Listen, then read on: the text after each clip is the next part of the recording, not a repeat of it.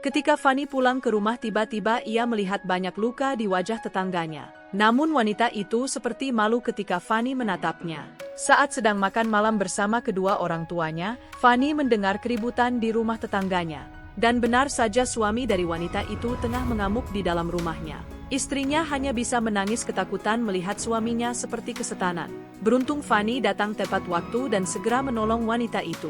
Ia membentak pria itu dan akan mengusut kasusnya ke pengadilan. Keesokan harinya wanita itu mendatangi rumah Fanny dan mengatakan bukan hanya dirinya yang mempunyai suami seperti itu namun banyak ibu-ibu yang juga memiliki suami seperti dirinya. Mereka semua mendatangi rumah Fanny dengan luka-luka di tubuhnya. Mereka memohon kepada Fanny untuk memenjarakan suami mereka semua karena sudah tidak tahan dengan tingkah laku suaminya. Akhirnya Fanny membawa kasus ini ke pengadilan. Semua wanita ini merasa senang karena suami mereka akan dipenjara. 2 minggu kemudian para wanita ini mendatangi rumah Fanny. Fanny mengucapkan selamat kepada mereka karena mereka sekarang sudah hidup tenang. Bukannya berterima kasih, mereka justru menyalahkan Fanny karena para wanita ini tidak ada yang memberi nafkah karena suaminya dipenjara. Mereka meminta Fanny untuk bertanggung jawab atas tindakannya dan memberikan mereka uang untuk makan. Fanny tidak terima dengan ucapan mereka karena mereka tidak tahu terima kasih.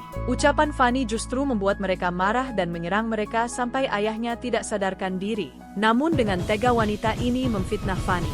Akibat ulah wanita licik sekarang Fanny masuk ke dalam penjara. Fanny sangat menyesal telah menolong mereka semua dan akan membalaskan dendamnya.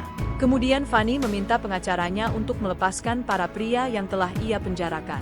Ia merasa puas melihat para pria itu keluar dari dalam penjara. Para wanita ini tertawa puas melihat Fanny di penjara tanpa mereka sadari bahaya telah mengancam mereka. Lalu mereka mencoba mengusir ibu Fanny dari rumahnya. Wanita ini menyuruh mereka untuk menghancurkan rumahnya. Kini mereka semua mendatangi persidangan.